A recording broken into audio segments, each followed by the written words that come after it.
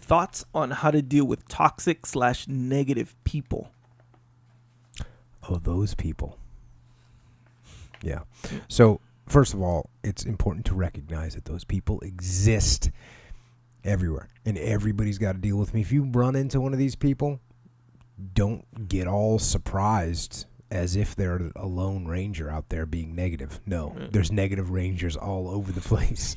So, you got to know how to deal with them, and it's so when you're dealing with someone like that, first of all, confronting them, of course, as you can probably predict, is not usually the best option, because all you're doing is you're attacking their heavily defended position, which is not good. So one of the techniques that I use when dealing with these kind of people is I absorb their critiques. I absorb their toxicity. I absorb their negativity. Now, obviously, this takes a little bit of strength, right? You can't be taking stuff personally. You have to, in order to learn how to absorb things, you got to say, okay, I'm just doing this for the team, right? Mm-hmm. But it looks like, for instance, when they say, oh, this is horrible, I don't say, no, it's not horrible. I don't just go right back at them.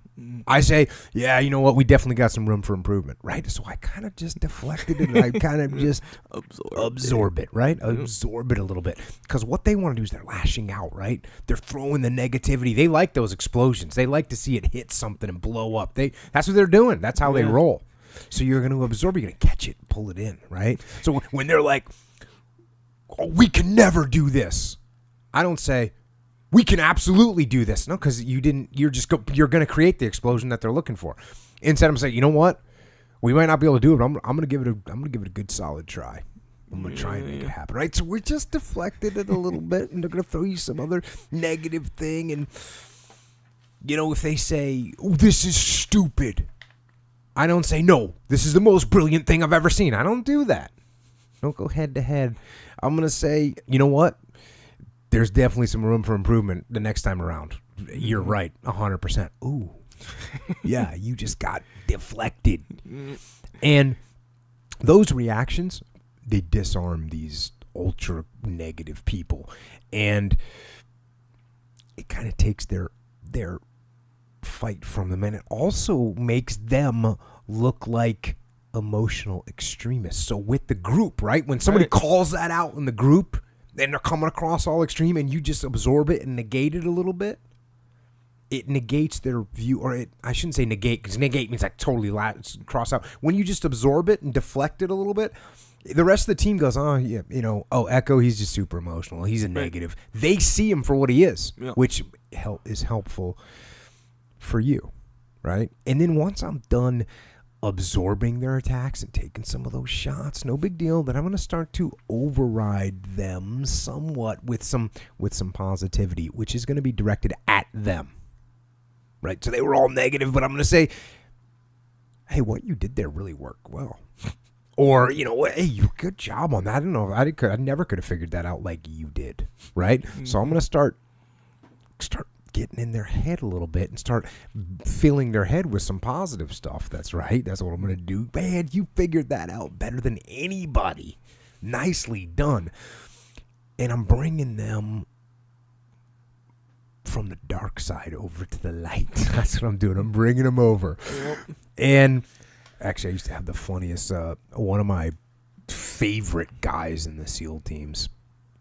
He was my first deployment to Iraq. He was the senior enlisted guy in our task units, and actually we're just bros. But when one of us would start getting a little off the reservation on something, like getting all addicted to some idea or something, the other one we would be looking like, I'd be telling him like, we need to do this and this is bullshit, we need to do, and he'd look at me like, he'd be like, Jocko, come back, come back to the light, come on, we're over here, it's okay.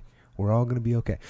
So when I would start getting negative, he would start pulling me back to the light, right? And same thing with me, with him. He would get all, you know, Matter of fact, he's the guy. Remember when we talked about, simplify, repeat. That guy? No, simplify, amplify, and repeat. That's him. Yeah. That's him. He would also have to bring me back from the dark side, and I have to do it to him too if he started getting a little too negative. Good times. But the last thing I want to do with someone that's being super negative is I want to give them some ownership. I want to give them some ownership, some ability to make changes, some ability to have some kind of a positive impact on the mission. So I'm going to pick something that I think they can step up and handle, right? Something that is within their grasp and realm and ability, and I'm going to give it to them. And then I'm going to kind of overload them with help and with assistance and with guidance to make sure that they win. And that's going to start spinning them in a more positive direction. Yeah. So that's my way to deal with the big negative people out there. Just absorb and slowly counter.